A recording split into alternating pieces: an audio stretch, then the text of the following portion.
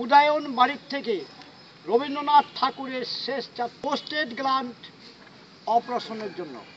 কিন্তু উনি নিজেও বুঝতে পেরেছিলেন যে আমি শান্তিনিকেতন ছেড়ে যাচ্ছি, আর ফিরব না।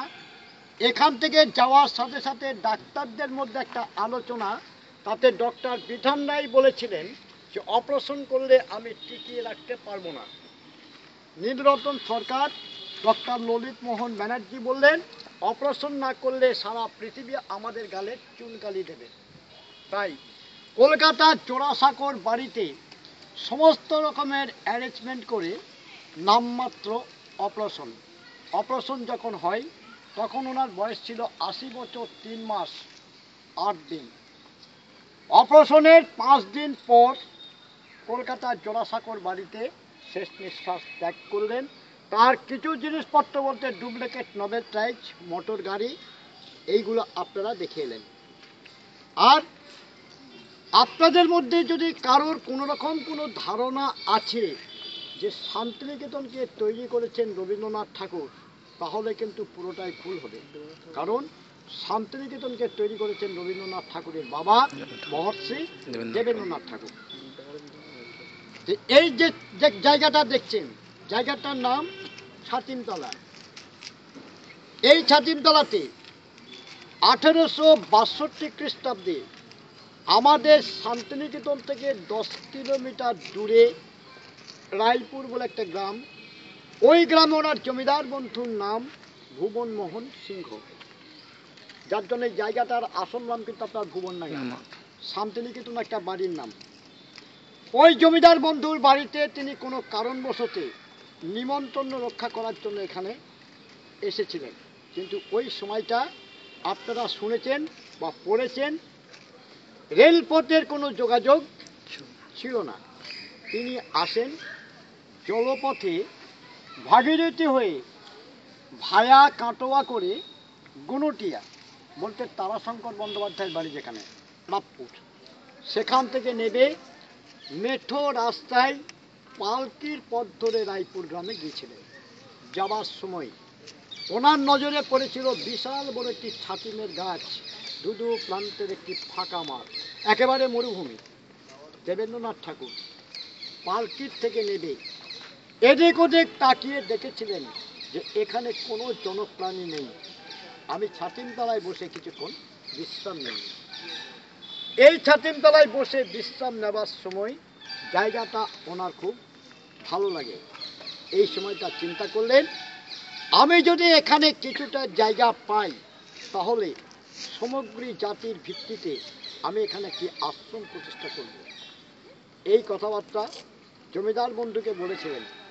জমিদার বন্ধু খুব আনন্দ করে বললেন, এটা আমারই জমিদারিভুক্ত এলাকা, তো বীরভূমের কাকুরে মাটির উপরে আপনি কি করতে চাইছেন? উনি তখন বললেন যে বৃন্দাবন থাকবে হিন্দুর এক মহাতীর্থস্থান, মক্কা থাকবে মুসলিমের তীর্থস্থান, গির্জা থাকবে খ্রিস্টান, শান্তিনিকেতন থাকবে সর্বধর্মের তীর্থস্থান। উনি খুব আনন্দ করে বলে উঠলেন, এটা আমার বিরাট সৌভাগ্য। তো ছাতিমতলায় দাঁড়িয়ে চারিদিকে চোখ মেলে তাকিয়ে দেখো, যতদূর চোখ যাবে ততদূর জায়গা আমি তোমাকে লিখিত দান করে দেব। ইনিও বিশাল জমিদার বংশের ছেলে, উনি বললেন মূল্য নিতে হবে।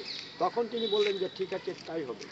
তো টাকার অঙ্কটা স্টুডেন্টরা বাড়ি গিয়ে তোমরা কেউ ভুলে যেও না, খুব করে মনে রেখো। 1863 খ্রিস্টাব্দে 1 মার্চ বাংলার 18ই ফাল্গুন মাত্র 1 কড়ি, বর্তমান তার মূল্য 1 টাকা। 1 কড়ি দিয়ে 20 বিঘা জমি কলকাতার আলিপুর কোর্টে রেজিস্ট্রি করিয়ে নিলেন। সেই 20 বিঘার প্রথম অংশটা আপনার এই ছাতিমতলা, শেষটাও আমি আপনাদেরকে দেখাবো। বর্তমান শান্তিনিকেতনের জায়গা হচ্ছে 1200 একর, সমান 3600 বিঘারও কিছু বেশি। এই ছাতিমতলাতে রবীন্দ্রনাথ ঠাকুর তিনি তার বাবার সঙ্গে ফার্স্ট এসেছিলেন 1873-এ, 11 বছর বয়সে। পার্মানেন্টভাবে আসেন 1901, তখন ওনার বয়স 40 বছর। যে বাড়ি ওনার বাবার তৈরি করে গেছেন ওই বাড়িতে উঠেছিলেন। ওই বাড়ির থেকে 1901-এর 23শে ডিসেম্বর বাংলার 7ই পৌষ। আপনারা সকলে জানেন যে এই 7ই পৌষকে স্মরণ রাখার জন্য শান্তিনিকেতনের পৌষ মেলা অনুষ্ঠিত হয়। এই 7ই পৌষ দেবেন্দ্রনাথ ঠাকুরের দীক্ষা দিবস। এই দিনটা ছিল 1843-এর 22শে ডিসেম্বর বাংলার 7ই পৌষ। আর ওই দিনটিকে স্মরণ রেখে রবীন্দ্রনাথ ঠাকুর 1901-এ 5 জন ছাত্র এবং 5 জন শিক্ষককে নিয়ে এই ছাতিমতলায় ওপেন করলেন ব্রহ্মচার্য আশ্রম বিদ্যালয়, যার জন্য এখনো পর্যন্ত আপনারা মুখটা একটু ওই দিকে ঘোরাবেন। আমি যাই, যে দাও এখনো পর্যন্ত আপনারা সকলে লক্ষ্য রাখুন, আমাদের প্রত্যেকটা গাছের তলায় গোল গোল কাপড় বিছানোর জায়গা, এক একটা বাঁধানোর জায়গা, এইগুলো কিন্তু আপনারা সকলে ধরে নেবেন আমাদের এক একটা ক্লাসরুম। আমাদের এখানে খোলামেলা মুক্ত প্রাঙ্গণে সকাল 6টা থেকে বেলা 1টা পর্যন্ত স্কুলের ক্লাসগুলো হয়। কিন্তু যতক্ষণ স্কুল চলবে ততক্ষণ ক্যাম্পাসে আমরা কাউকে অ্যালাউ করি না। স্কুল ছুটি হলে যে কেউ আসবে, তাতে কোনো অসুবিধা থাকবে না।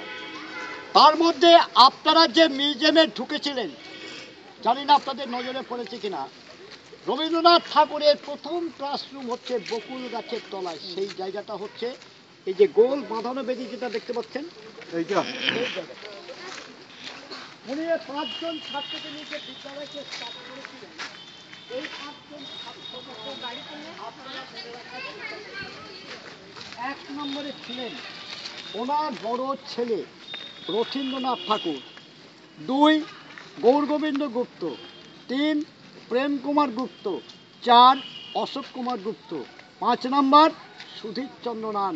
এই 5 জনকে নিয়ে বিদ্যালয় স্টার্ট করে উনি ফার্স্ট ক্লাস নিয়েছিলেন বকুল গাছের তলায়। তাই ওই যে গোল বাঁধানো বেদিটা দেখছেন, এই পুরো চত্বরটার নাম রেখেছেন বকুল বীথি।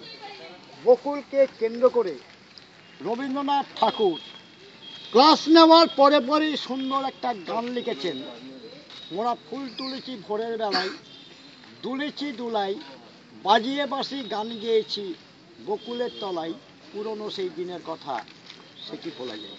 এই হচ্ছে ওনার সেই ক্লাসরুম সহ বকুল বীথি। প্রত্যেকটা গাছের তলায় সকাল 6টা থেকে 1টা পর্যন্ত চালু থাকে। যার জন্য আমরা মিউজিয়ামে দিয়েছিলাম, রাত ছুটি হলে পরে আমি আপনাদের ভিতরে আমি বুঝতে বা শুনতে অসুবিধা হচ্ছে না তো? আর তোলা দরকার আছে না বকুলতলাটা বকুল তাহলে তুলে